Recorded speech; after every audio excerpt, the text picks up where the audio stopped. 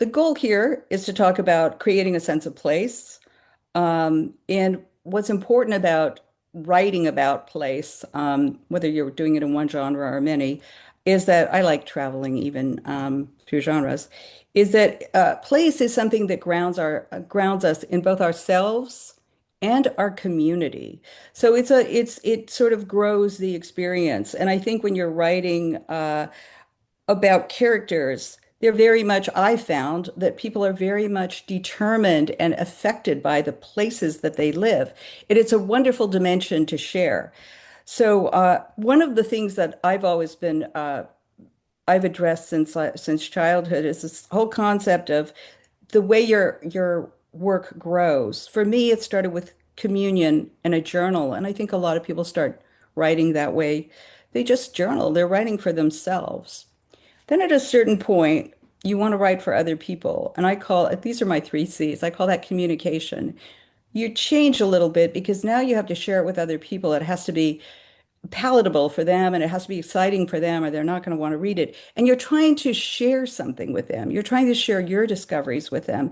And that the exciting part about this trilogy or this trifecta or whatever you want to call it is the third piece of this is community. Because once you start sharing your work, and I've started to experience that, and I'm sure some of you who write professionally and are published feel this. You can actually affect the people around you, so you start to affect the community, and the message you're trying to deliver gets delivered to a lot of people. So I really believe in that. I'm going to be, as Sharon mentioned, I'm going to be working with examples from my book, Navigating the Divide.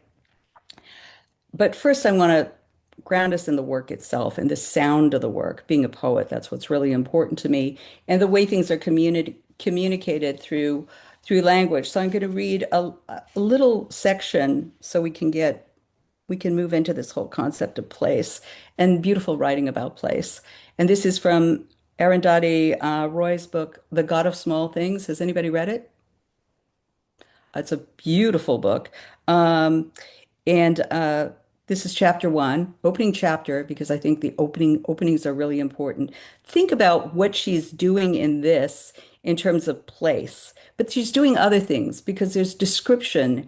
There are characters. They're not maybe human characters, but they're characters. There is action. There is color. There's so much going on in this, and that's all under the umbrella of place. So it's chapter one, Paradise and Pickles. May in Yemen is a hot, brooding month. The days are long and humid. The river shrinks and black crows gorge on bright mangoes in still, dust green trees. Red bananas ripen, jackfruits burst. Dissolute blue bottles hum vacuously in the fruity air. Then they stun themselves against clear window panes and die, fatly baffled in the sun. The nights are clear, but suffused with sloth and sullen expectation. But by early June, the southwest monsoon breaks, and there are 3 months of wind and water, with short spells of sharp, glittering sunshine that thrill children snatch to play with. The countryside turns an immodest green.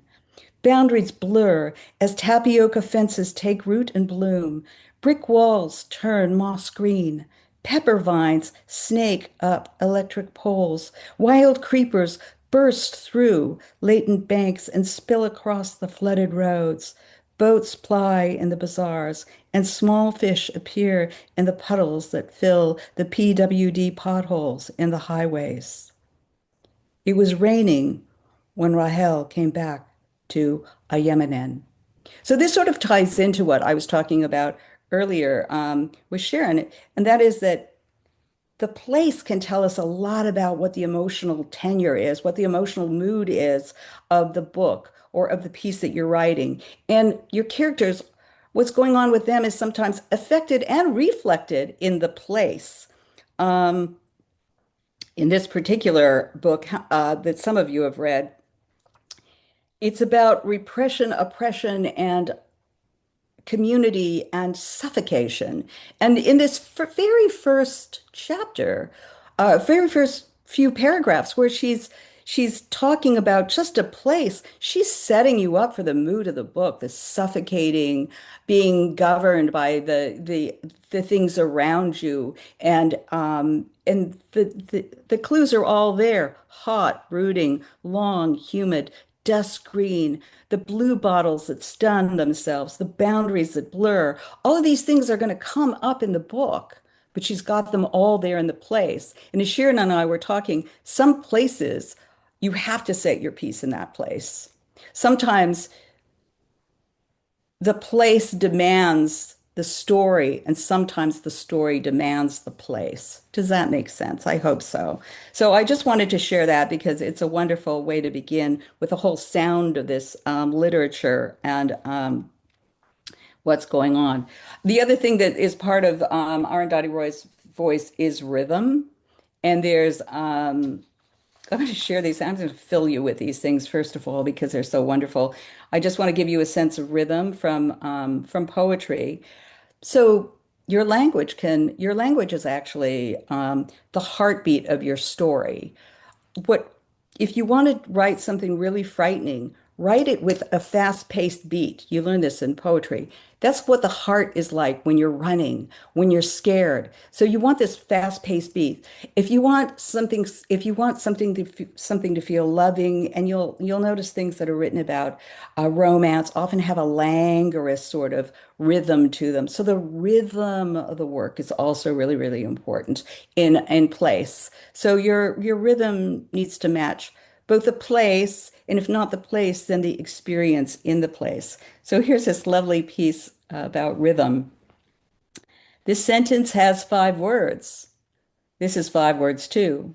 5 word sentences are fine, but several together become monotonous. Listen to what is happening.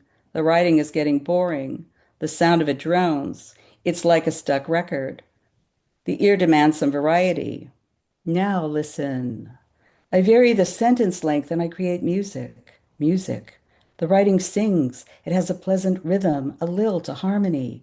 I use short sentences, and I use sentences of medium length. And sometimes, when I am certain the reader is rested, I will engage him with a sentence of considerable length, a sentence that burns with energy and builds with all the impetus of a crescendo, the roll of drums, the crash of cymbals, and sounds that say, listen, this is important. Ah, isn't that wonderful? So that is what you can do with rhythm. And rhythm takes you to a certain place. And it's interesting. I do think that when you're writing, you can write using the rhythm of a place as well. So there's this languorous sort of feeling that you can bring to some places, and there's a riotous feeling that to bring to others. You really need to imbue yourself with the whole sense of place, and then you use your writing to bring it out in various ways. And some of you who already write about place know what that's like. Um, what's really important, I don't know by a show of hands, but I don't know if I can see the hands here. How many of you are writing novels? I see some hands going up because I'm not seeing the whole group. Um, How many of you are writing short fiction or travel essays? Sharon, how many people are we seeing there? I have to you have to undo Yeah. your. I was gonna say that there are 26 in the room, and I think most of us are novelists in this room. Oh, okay. Okay, so almost everybody is a novelist. So that gives you, so what I'm going to be talking about a lot um, is appropriate to novels. So I have a trick that I use, and I'm going to tell you a little bit about it. I have written a couple of novels. They've won some awards, and I'm working on 2 more. Um, but writing a novel is a challenging. I mean, I've had those 2 published, and I'm working on 2 more. Writing a novel is a challenging thing because it's so long, and it's just very, very long form. But I've written short and long, in fiction and nonfiction. And what I find, my little secret is, you write the opening, the beginning, the lead. and you write the close. So I'm going to talk a little bit about those. So you write the beginning of the book, you write the end of the book, and then you're basically done with the book. You just have to fill in the middle. So that's my trick. And whenever I'm doing a whole bunch of travel stories and I just don't have time, I write the beginning and I write the end. So I have these pages of beginnings and endings, beginning and endings. And then you write the middle part. And there's actually a basic structure for that that I learned at the Travel Writers Conference. And it works even if you all know about arcs and novels and in different forms and shapes of novels. But even if you're not writing a novel that is episodic, and you can use this particular easy way to do something. So you look at the basic structure, and you have basically the lead, the first line, and you have the close, the last line. So imagine a train, and this is Tim Cahill used to teach this, and I swear I got more out of this in grad school. And then I started when I was teaching in colleges. I used this. So you write the beginning and you write the close, the lead and the close, and then it's all anecdote, anecdote, anecdote, or chapter, chapter, chapter. So it's like anything else. If you know where you're starting out and you know where you're ending up, you're going to get there a lot faster. So you might be able to when you get on a bus, you need to know where that bus is going. So write the ending and write the beginning, and then just write the in-between parts after that. It's a great solution. So I used to have to sometimes deliver something in a couple of days. I just have my beginning, my ending, and then I do not a novel. This was for shorter pieces. I just do anecdote, anecdote, anecdote. So it would be like scene, scene, scene. But in a novel, it would be chapter, chapter, chapter. And within that chapter would be scene, scene, scene. So what you're doing is you're first having this skeleton that you're creating, and you're going to put everything together doing that. It's a lot easier. So you're breaking it down into parts. In between those parts are the openings and closes, openings and closes, openings and closes. So I'm going to talk a little bit about leads and closes because and even in a novel, it's this, and sometimes don't bury the nut graph. It's basically your lead or inciting incident. Then it's your nut graph, which is what is this about really? Why should I read this? It's just a little paragraph usually. And then it's going to be scene, scene, scene, or chapter, chapter, chapter. So then it's just the train after that. In between those chapters are the closes and the leads, which are the transitions, which are like the links in the train, the cars. You're just getting people to go from one place to another. And you could do a Freytag pyramid. You can do an episodic sort of structure. There are all different kinds of structures for novels, but whatever you decide to use, this system actually works. When we talk about the closes, one of the closes, which is really popular in novels since you're all writing novels, is what's called let's see, do I have it in here?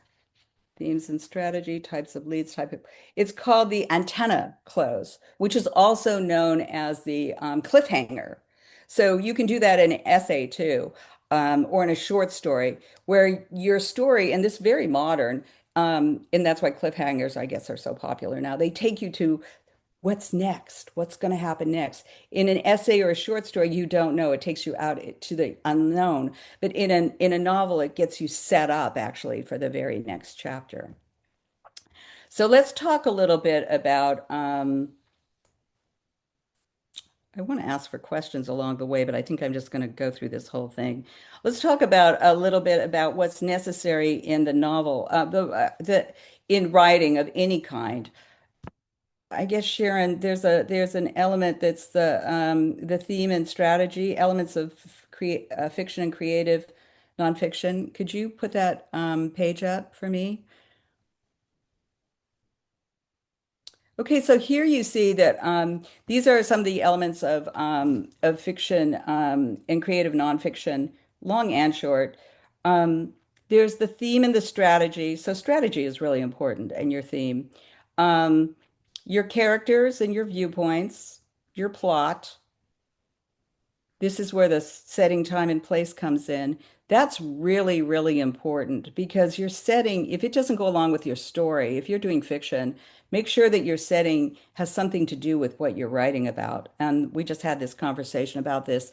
I had done a novel about my zombie novel, Dead Love, was originally set in Switzerland at this because I had gone to this cra this place for the Institute for the Insane, and it was so creepy. I thought, oh, I just have to write about this. So I started it out in Switzerland, and then I realized it's impossible to have zombies in Switzerland. So I switched it to Japan and Malaysia, and recreated the place in Malaysia. And all of a sudden, it was perfect. It fit in beautifully. It was the right thing for Tokyo and Malaysia. So place becomes very, very important. Setting time and place. Um, you want to be thinking about your characters and your viewpoints, your plot. You're setting your time and place. Um, Voice and style. What's your voice like? And what's your style? We want you to be in it.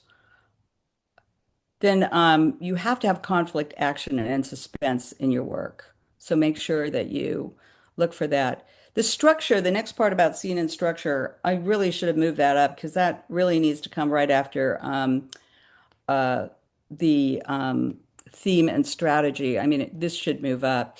Um, and then you need to use description, descriptive prose, and then key in modern novels that people don't do enough of. It's right now, it needs to read like you have to have a lot of dialogue, action and dialogue. And that's because readers, they're listening to movies and watching movies and shows, and dialogue becomes really, really important. So the long descriptive prose is not as popular anymore as it used to be in novels. So dialogue's super important. So you need to be able to carry a scene with dialogue. So that is, those are the elements. Then general elements. Then the next thing that I want to talk about is a little bit about the kind of that you put into your work. So if you could put up the types of leads, I think that's the next one anyway. Okay, so lead, LEDE, that's the way, that's from leading. It's from the old days of when people were journalists and everything, the lead when they would use leading to do the printing. So the types of leads, there's an action lead, a dialogue lead. There are probably more. These are my favorites. Character lead, a place lead, a mystery lead, and a problem lead. So if you lead with one of these things, it's probably going to be exciting. Be clear on what your lead is. It should be one line that grabs everybody's attention, maybe two. So that's called a 1-2 punch. But for the most part, you want to start with one of these are all great ways to lead a piece and get us into it. Um, the reason for this is because if somebody reads the first line and they're not pulled in, they're not going to read anymore. And especially in shorter pieces, like in essays and things, and in magazines and it's really, really important because there's so much competition. But in novels too, there's so much competition. A lot of times people read one line and then they're done. They're not. But if you can entice them with that first line, you can pull them in. And these are the things that should be in that line. Along those lines, I thought I would read a few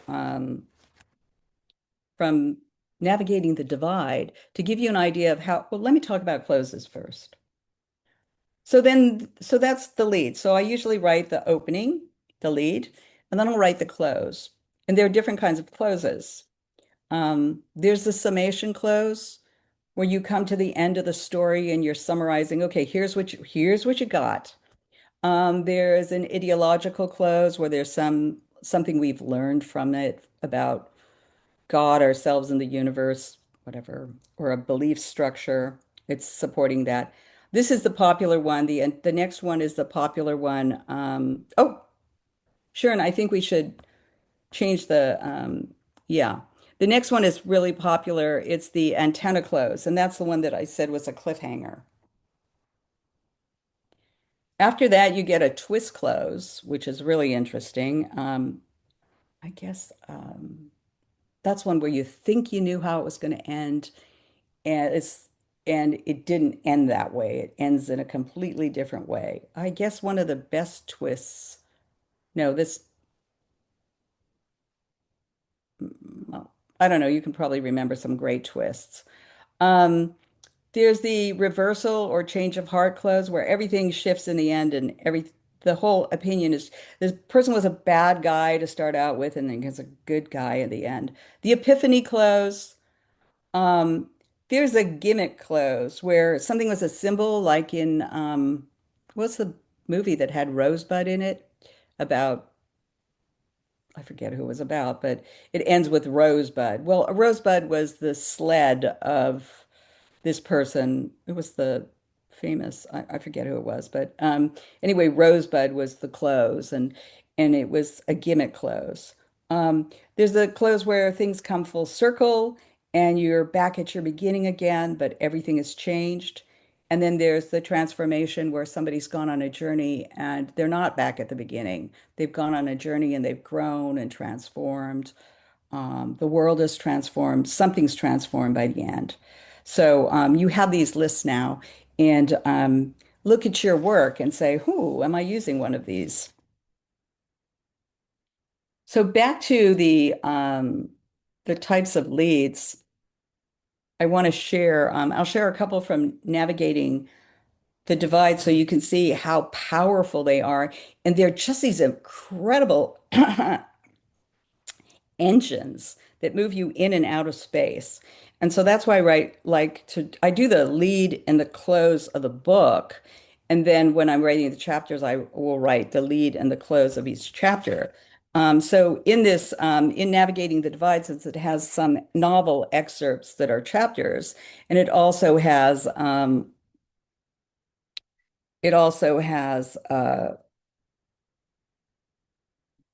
chapters and it also has independent essays and things. Some of these are endings for chapters and some are endings for essays. This one is an essay, travel essay, and the title of the essay, all of these have been published somewhere. This one I forget usually where they were published. The shorter pieces, the longer pieces are books. This one was from Lawrence Cortez and the Attraction of Gold. So I'll just read the opening and the close. Listen to these leads for place and something about the place that is intriguing, that is going to want to pull people in. Lawrence Cortez and the Attraction of Gold. Traveling south from Mexico City, we crawled past fields of sugarcane and rice through maguey-haunted landscapes. The car belonged to Arturo, our shaman-like guide. So that's a two-line lead. That's what's a punch. So I had to set it up with a space, and then I set up with character. So that is a place and character lead. So I combined two. And the close is, the close of the story is, señores, he continued calmly, settling back into his chair. There are many witches in Mexico.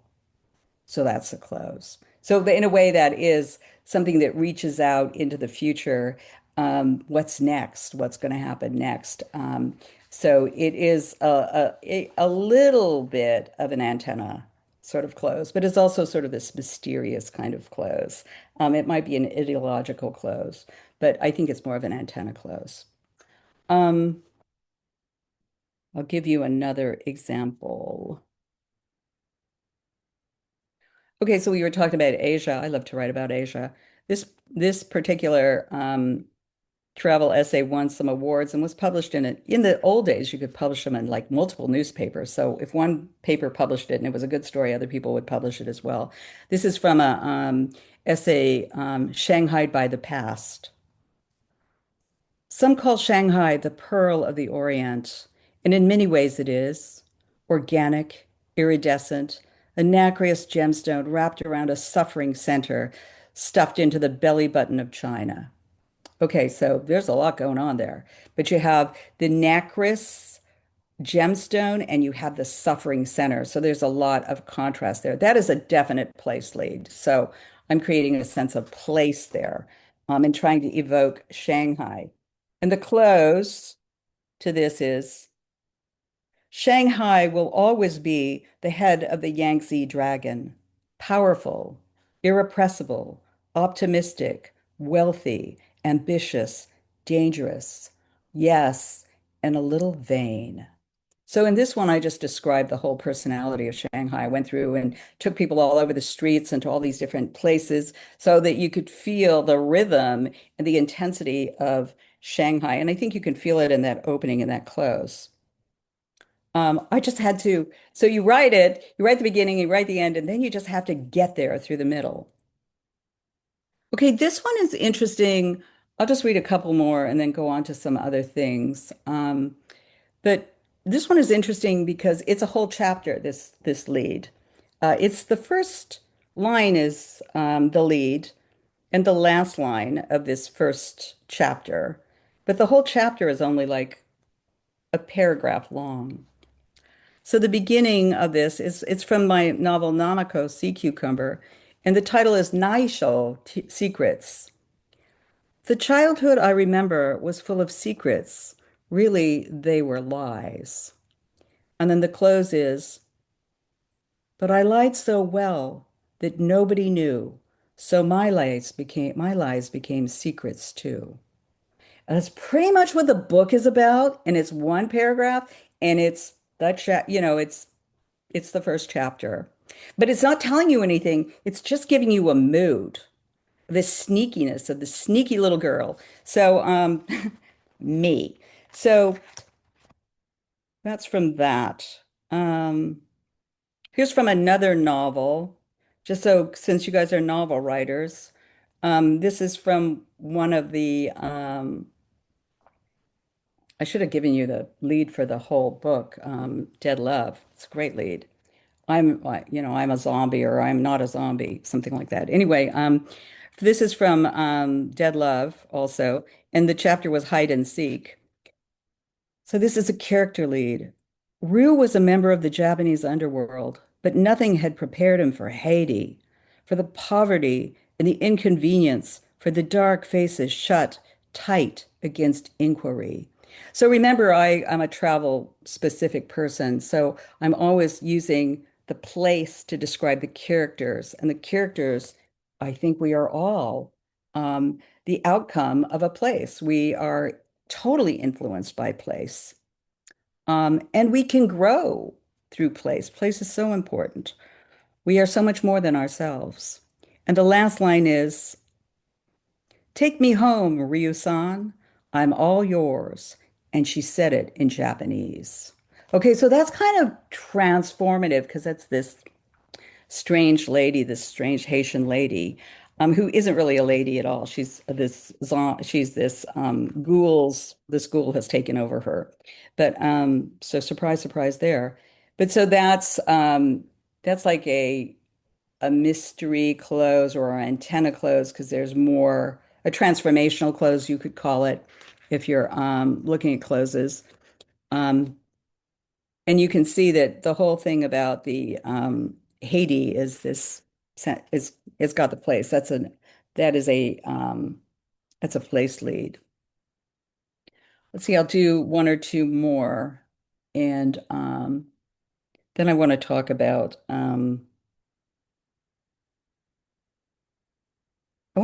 your story structure since you're novelists. Okay, Snake Karma is from Costa Rica.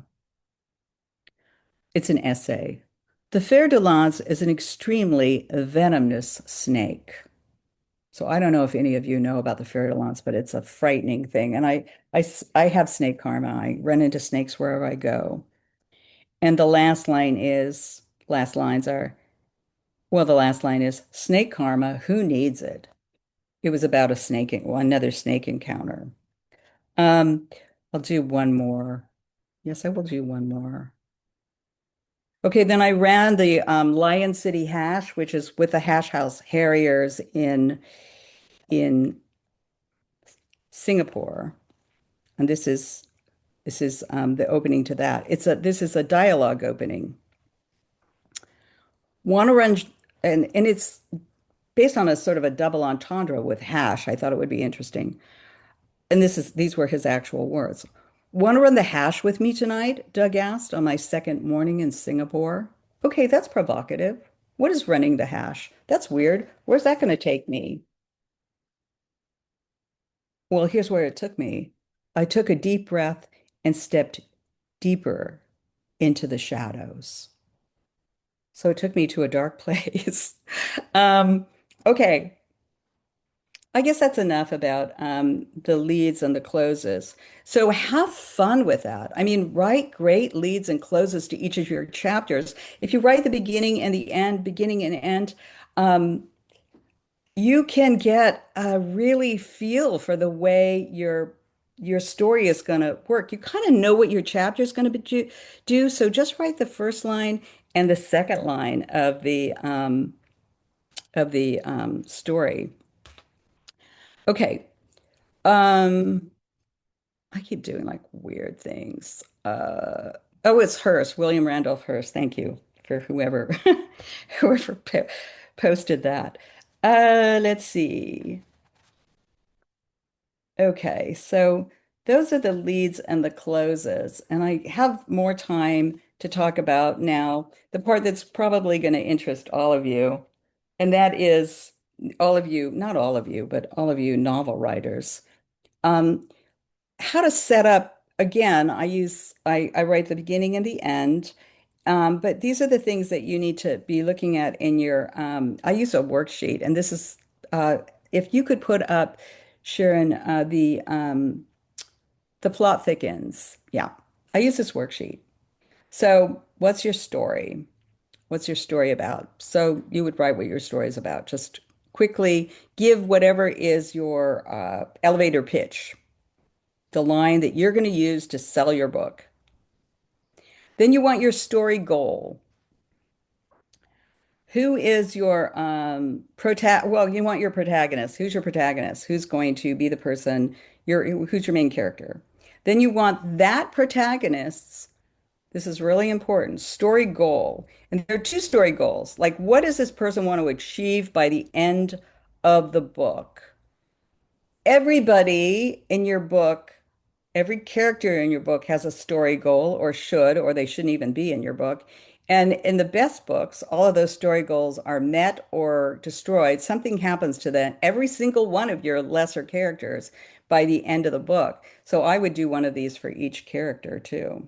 What is their story goal? What's their external goal and their internal goal? Those are two different goals. The external goal is what they want to do. Like, she wants to be the greatest skater in the world at the age of 13. That's the external goal.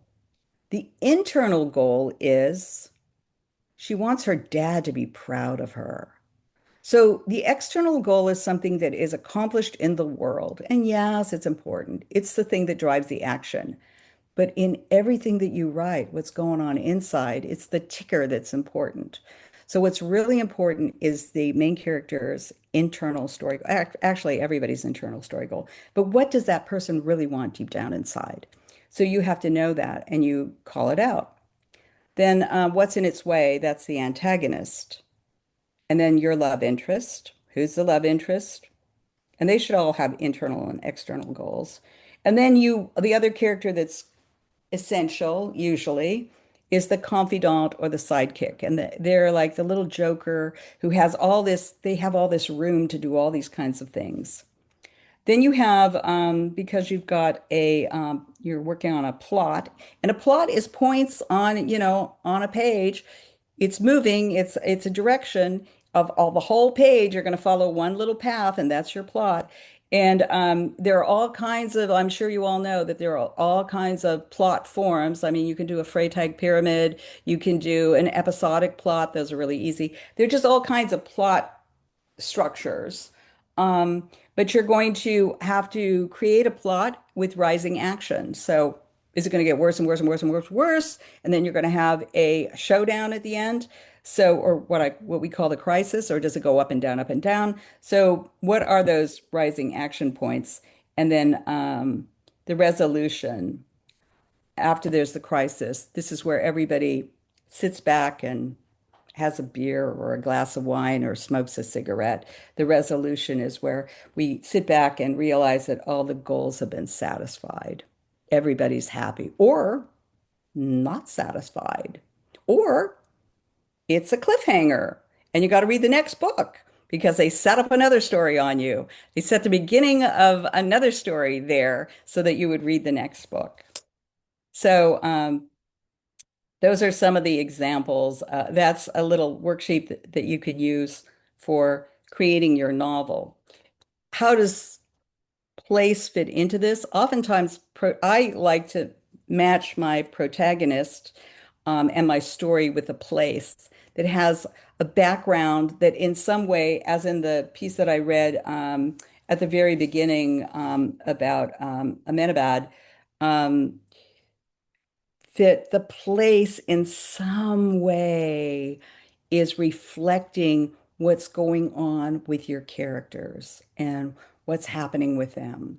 That's really important because places have souls and it can bring a lot of soul to your story. Okay, so that's what I had said about those. Now, I there's something that I also have that I'm just going to mention some of them. You will find all kinds of lists of plot forms, and there are things like, and a lot of them are set in time and space. Quest, adventure, pursuit, rescue, escape. You see these all take place in up in a place. Um, Discovery, ascension, descension, wretched excess. The place is really important in all of these, so you really have to select those things carefully. And then in writing about place and in writing your novels, you're moving a person through time and space, basically. You're moving multiple characters through time and space. So that is a place. I'm going to say this. You want to use in your creative about anything. You want to create whatever you're writing in real time and space as much as possible. So as a travel writer and a writer about place, I don't remember all of this. So here's what I use. I use maps. Oh, we can move this thing. We can close this now. I use maps, maps. I'm going to Greece. Um, I use photos. So even if I'm not, even if it isn't a place that I know or I've been, I'll cut out photos from magazines. I'll do anything with the photos. And here's a big one. I use calendars, calendars. So I timeline everything, everything, everything. I timeline history. I timeline the moments of the day so that it occupies real time and real space. So if I had, like when I was doing the zombie book, I had maps of Tokyo all over the place, and I was moving her through Tokyo, through these streets and those streets on each and every day and on each and every hour, so that felt real, so that I could create an environment was real. And I had some photos of Tokyo, and if I didn't have them, I would look through magazines and get them so that it would really have this semblance of reality when I was writing it and not feel. I don't think you can remember all those things. Sometimes I use topographical maps. If I have people out in nature, I'll use a topographical map so I can see what the elevation is. I always use streets because you've got to move people through those streets and avenues and things like that. I also like to look up plants. I look up animals and terrain. This is all about place. What do you see there? What's going on there? If you're in a city, where are the hospitals? Where's the police department? You're probably going to need that police department somewhere. And how can you use these things to build your work? So make sure you use all kinds of pieces. So as a travel writer, as somebody who writes about place a lot, whenever I'm out, I have to have all of those things now. I mean, before you didn't have it. Now you can use Google and find, you don't even have to go there. You can find it all on Google. You can travel Tokyo on your phone.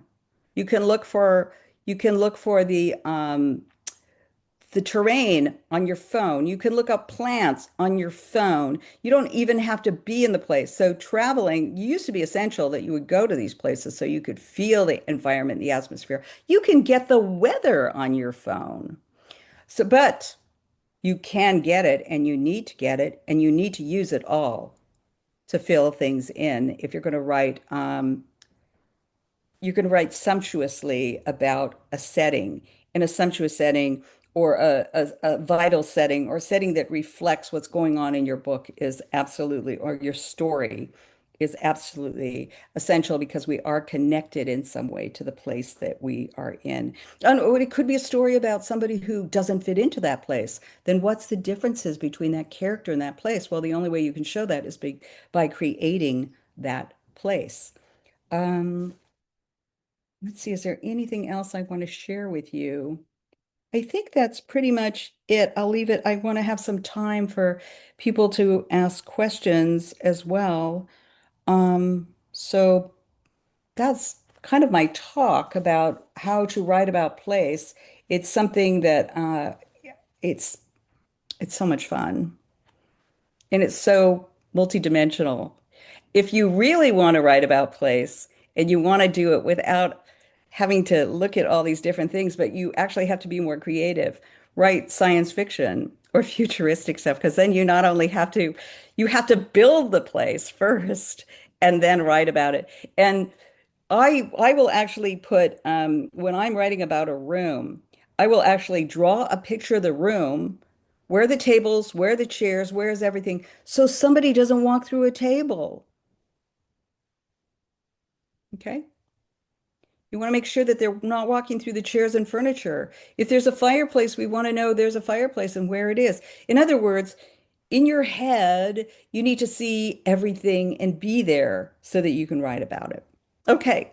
Well, that's what I have to say about creating a sense of place in your navigating space in your short and long work. I did want to make a couple of announcements because we are talking about travel. And the things that I wanted to mention was there is that Travel Writers Conference is going on next month.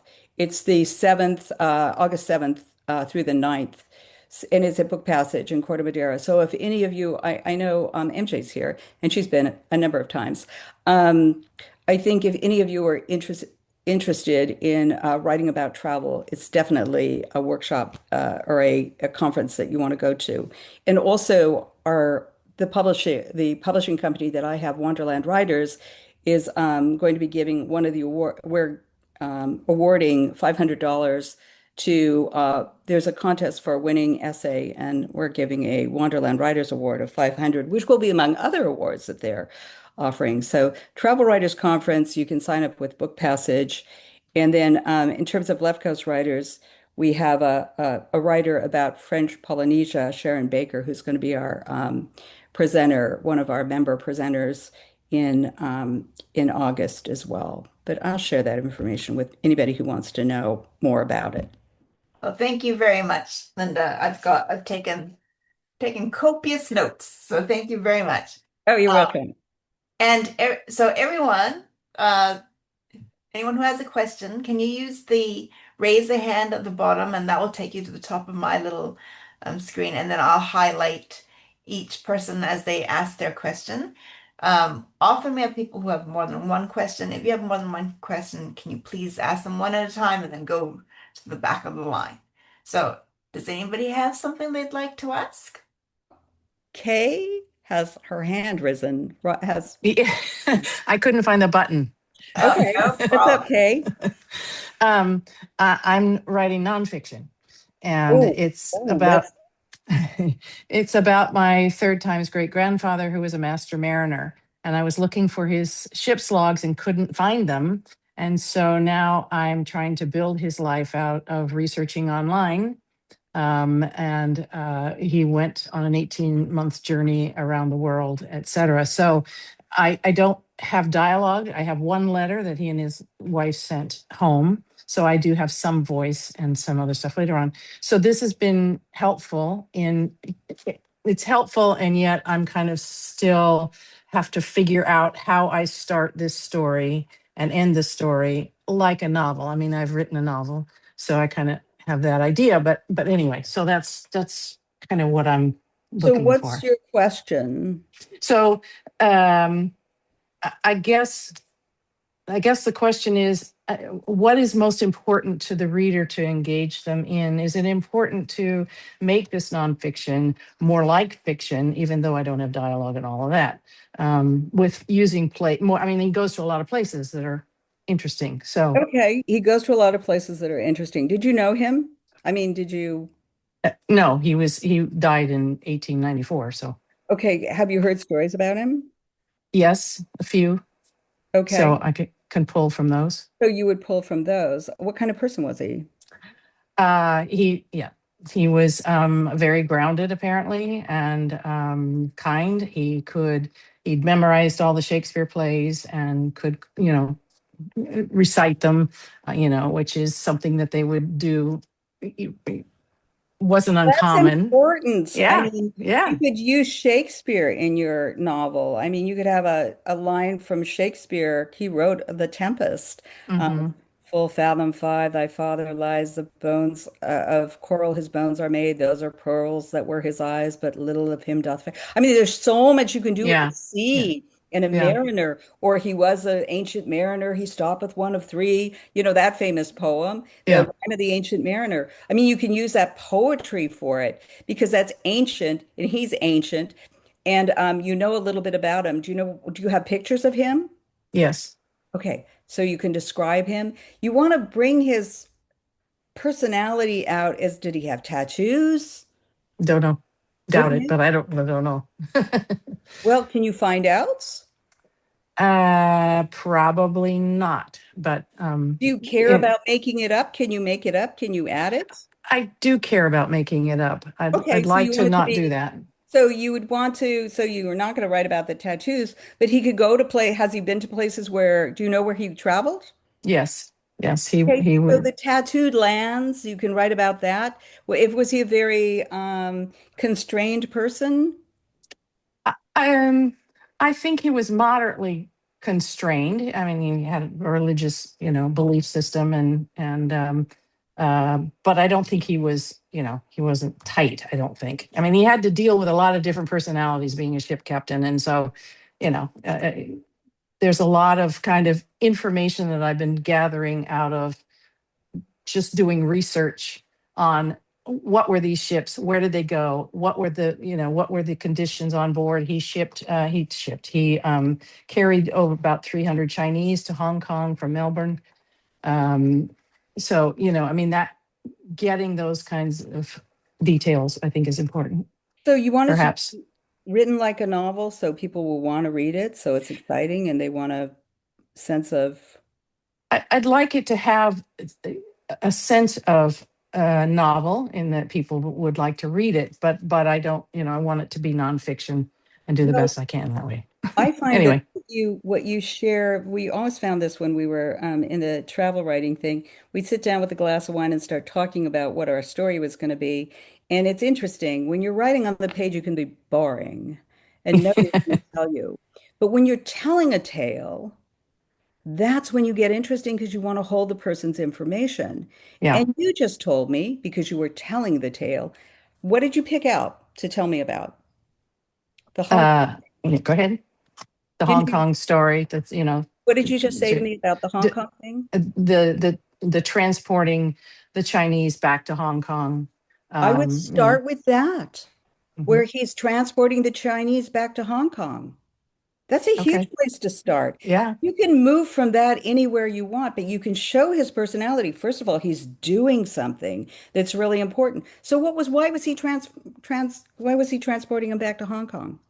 It was just that you go to a port, you get an assignment, something that you can do, and the Chinese, that was at toward the end of the gold rush in Australia, so people were going home if they had failed at the making it's very akin to what was happening in California Hmm. a decade earlier. And he did come from Hong Kong to San Francisco. And so, and then down. Okay, elsewhere. so But anyhow, so he's your protagonist. Do you want to make it, is he a hero? Do you think he's a hero? he feels one of the reasons I want to write about him is because he feels like he has a common man heroism to him because of all the things that he had to deal with in 30 years of being at sea and being a sea captain and the So, places he went. so then I would say if he's transporting the start with some heroic thing. Was that a heroic thing to transport those Chinese back to Hong Kong Well, I instead? would think so, but Yeah, I don't know how exactly. common it was. Perfect place to start that he was taking them back to their homeland. Hmm.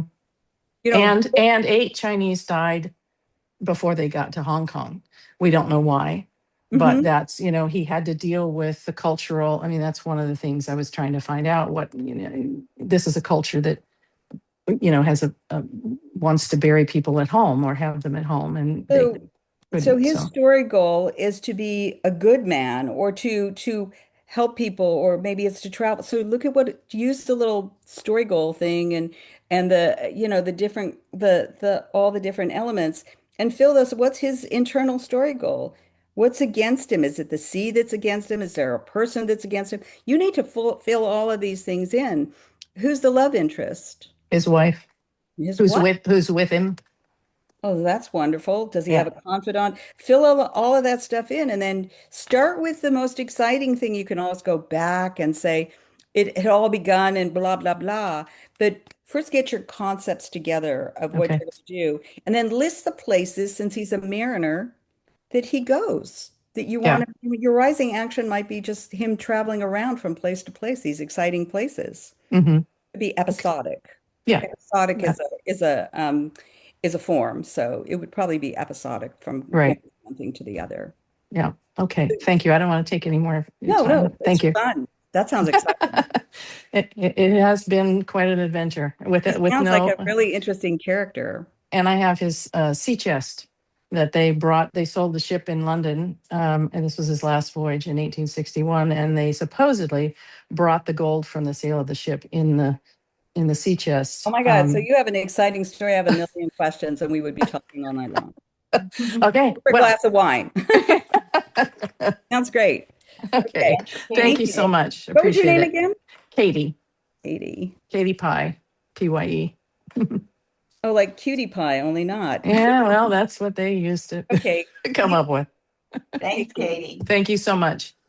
Caroline, you have a question. Hi, Caroline. Hi, Linda, Shirin. Thanks for doing this. This has been really interesting. So, Linda, I'm probably about the midpoint of a very messy draft of the first book I've ever written in my life. Ah, Shirin knows this so about me. you're a virgin. Oh yeah, I'm right off the boat, but man, do I have stories to tell, let me tell you. But Okay. the the question I have for you is I've kind of kept this under wraps. Nobody's really seen it because I can get thrown easily because of my confidence. But I'm writing a story that starts in Scotland, moves to Lebanon, I love moves Scotland. to Israel, and Hmm. moves to Cyprus. Oh, place. Okay. And my concern is, and I've lived in all those countries or worked in them, so I'm very Hmm. familiar with the area, Hmm. with all the areas. But I think to myself, am I using too many settings? I mean, I have a reason for every setting. Okay, but let's just talk about who's your protagonist? You? No, it's fiction, but Okay. it is based on a lot of the journals I wrote Okay, from so the you're a many fictional years. character. Yeah, So it's fictional you. it's fiction. Yeah, fictional with a lot of license. It's Let's just fictional you. Okay, and what is the fictional you's story goal? um, What is her story goal? What does she want to do? Just travel around the world and why? no, she left Edinburgh University, went to join the United Nations in the early 80s, Hmm. was put into Lebanon to work with the UN there during the bombings in 1983, was removed from Lebanon, went into Israel. The story winds around the bombings on a couple of the characters being Okay, but I just want killed. to know, since you're writing this as a novel, um, what is your character? What's her name? Meg. Okay, so what does Meg want to do? Why is she going to all these places? She's going to this because she wanted to work, like to change the world coming of age, very So, young, okay, so she wants to change the world. basically in a long So her concept there. story goal is to change the world. But the it's a journey along the way. But why does she want to change the world? She has a driving need to help people, interesting Why? because she was raised as a Highland Scot who had never traveled in her life before.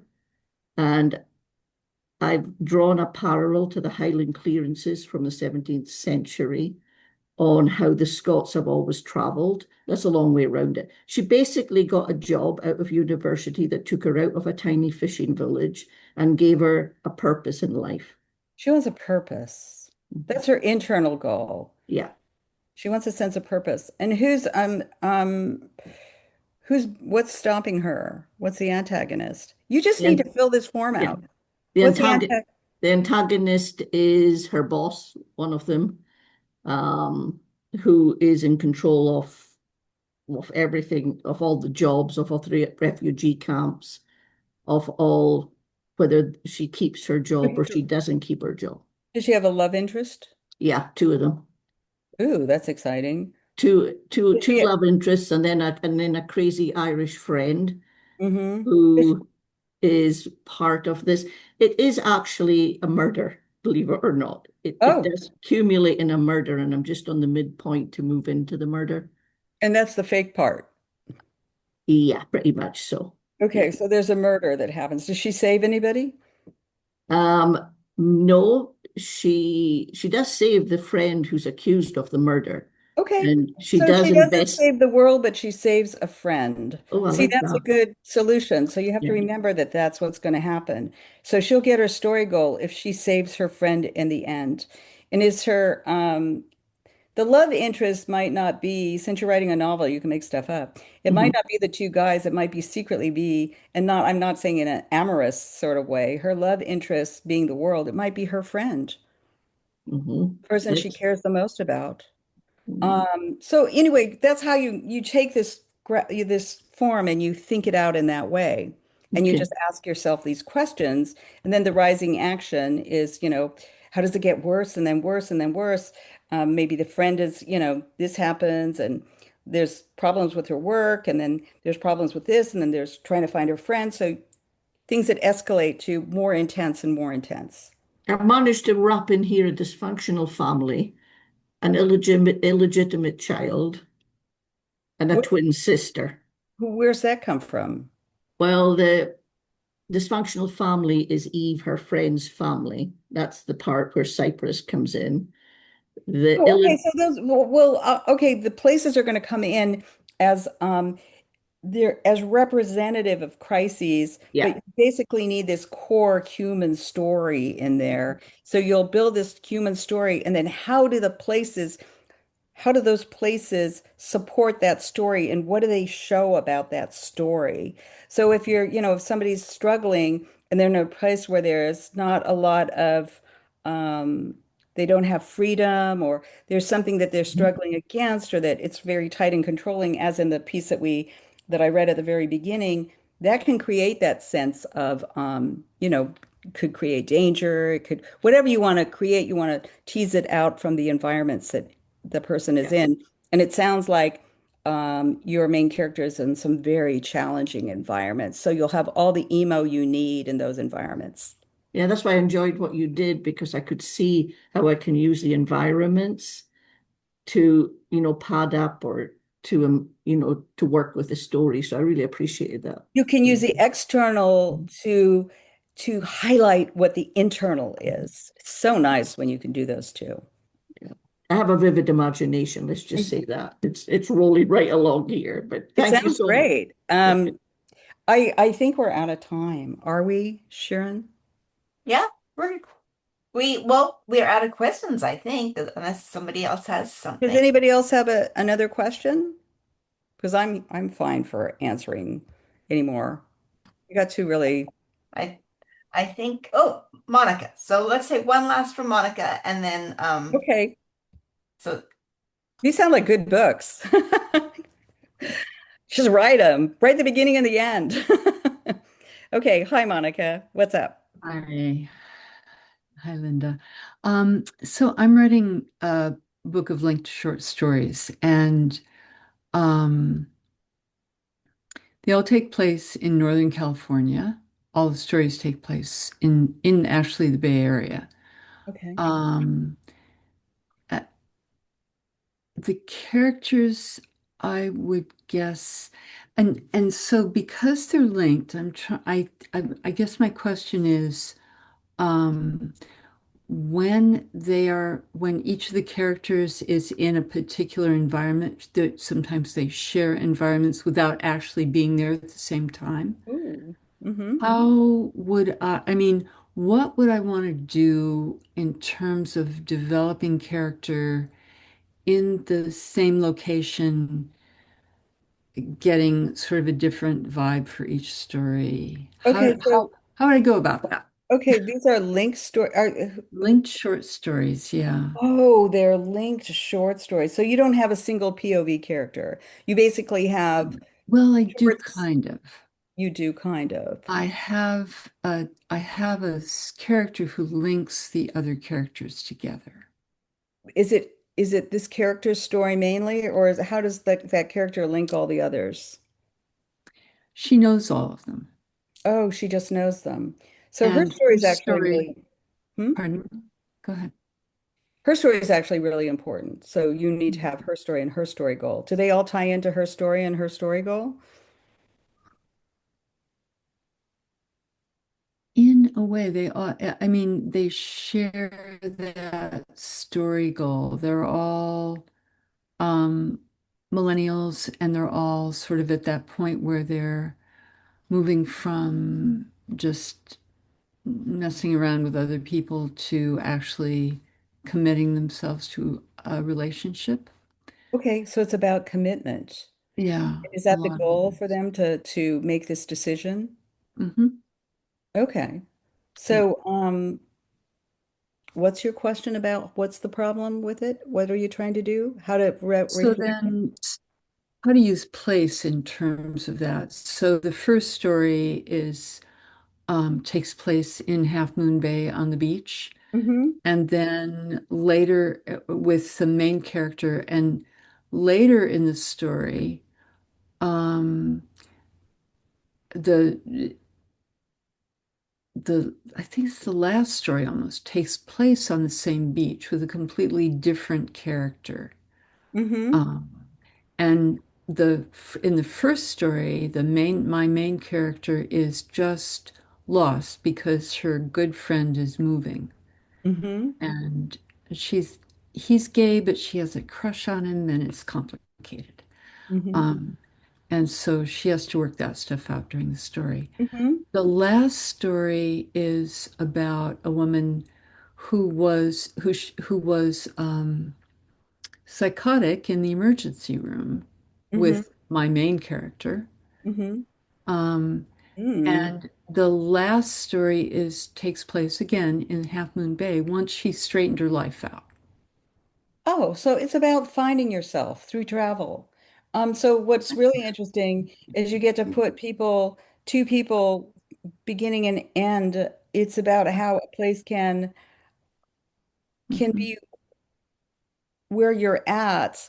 It can also be they're saved at the end. So the beach becomes a personality that's changed for by the people that are on it. That's really interesting. Okay. So your question is how you tie it in. It sounds like you're tying it in. Hmm. It sounds like that the places are echoing the people that are in them and their journeys in some way. So in a way, you're saying with this book that a place can be dark or it can be light, depending on the person who's in it, and that we also change the place. Places change us, but we also change the place, meaning that the world can change us. It's a beautiful message, but we also can change the world. Wow, I like that. Okay. It's a Thank big, you. it's a wonderful message that it's a Okay. reflective sort of existence, the existence of place and person that we we have, we can be affected by it, but we also affect it. We make a difference. Oh, It's a man. lovely, use that throughout, and you'll have a really, I like the tie that you're already doing that. Okay. I like that a lot. Can I, if I do that, can I also have them in other places besides the beach, but keep that echo? You want to keep that sort of resonance between place and person and how Uh-huh. the two play on one another, how the world changes us and we change the world, and Yeah. how frangible and flexible it all is. Okay. Okay. Thank you, Monica. Thank you very much. Thank you, Linda. Welcome. Really Sounds helpful. good. It sounds really good. Be Short fun. And stories and write the leads and closes to each of those short stories. Right. and Carol, we'll just sneak you in because we have a couple minutes left, but let's keep it short so that Linda Yeah, can it's go. super short. I'm asking for a friend whom I had a discussion with uh literally just last night. He's traveling the world looking for a new home. And would you have any books that you could recommend that he might read to give him guidance about how to write about this? Because he's been journaling. He's from New York City. He's trying to find somewhere else to live. And are there books out there that he Oh my gosh, might read? I'm sure. I just trying to remember about finding a place is he looking for a place to move to? Yeah. So sampling different places or different spaces um, to go to. I'm trying to a house somewhere. I'm trying to think of stories that are about people who go, they're basically wandering from one place to another, trying to find Is it the wandering, Carol, or is it the finding of the one place? Um, I think he really wants to find one place because he's been wandering for a while. And, he's lived in Savannah, Georgia. He's lived in California. He's lived in Thailand. So it's kind of like, and I think, what I talked to him about was what defines home for you? Like, what do mhm. you mean by finding a home? But he's an avid reader, and I thought, But you we're know, talking about him, right? About his writing.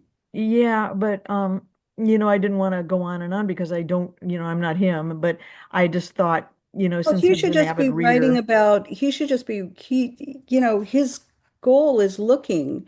And that's like the whole, that could be a whole blog. It could be a whole host of stories. He could put them up himself when he goes to places and why it's working and what's not working. Everybody would want to read that because many, many young people are looking for a place. that's what I thought. I mean, he's very young and I just think that it's like His this is just like but somehow and he wants to write and he's Well, actually tell him to write taking about a his search. A writing class quest. as we That speak. is when I gave you the list of different of 20 different plots. The very first plot on of the 20th of here are a couple. The first great plot is quest. He's on a quest. Uh-huh. Just write about the places, I was looking for a home. I went here, I went there. Each one is an essay about a place and what was wonderful about it and what didn't work. Yeah. And Yeah. ask him to, I would suggest that he reads Bruce Chatwin, The Songlines. Oh, Oh, song lines. Oh, thank you. what is it called? Song lines. The Songline, song lines. Bruce songs. Chatwin. SONI. Songlines. G-L-I-N-E-S. Yeah. Okay. And Eric Newby also had one. I think it was, can't remember what Eric Newby's was. The old Eric Newby one where he goes and he's He finds that house. Afghanistan. He's going through Afghanistan. That's something down the Ganges. Uh, Oh, okay. or he also did a walk across the Hindu Kush. Yes, that one's a short walk across the Hindu That's Kush. right. That And was a good one too. If yeah. I think of any, I don't know how to get them to you because I actually used to, there's so many books, wonderful books about place and Yeah. adventure. Mm. Here's, I would send them to you. I used to You can send them to read me two and I can pass books. them on. Yeah, yeah. Um, Okay. I'll send Just them to send them to Shirin. Shirin. We're pals. She'll And Shirin apparently knows a lot of good books like this too. yeah. I went through a phase where I loved reading the travel writers. I mean, Hmm. Yeah. I have the Me travel too. bug so badly myself. Oh, So anything by Jan Morris.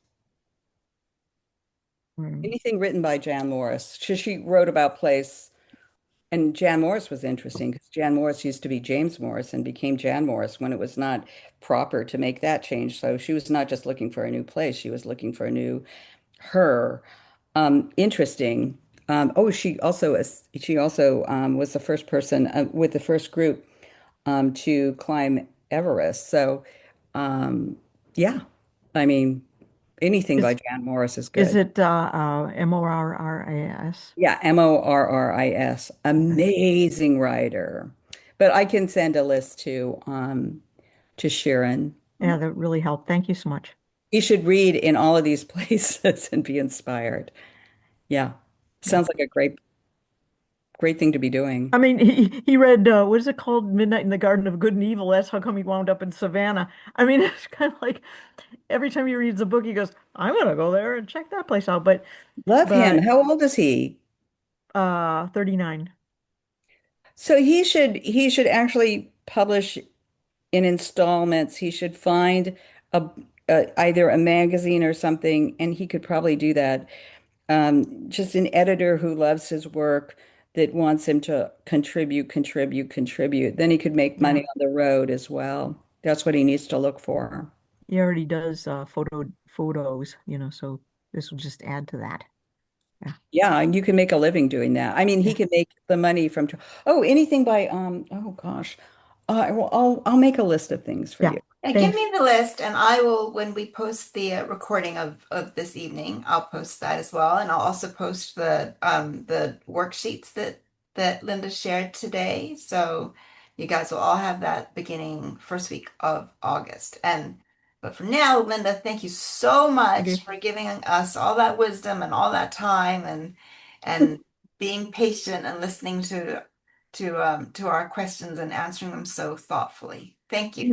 I'm Thank sorry we didn't have more time for the questions, but I love talking about place. That was fun. Thanks, Thanks, guys. thanks, Thank thanks. you, Linda. Sharon. Bye, Bye. everybody. Good night. Bye.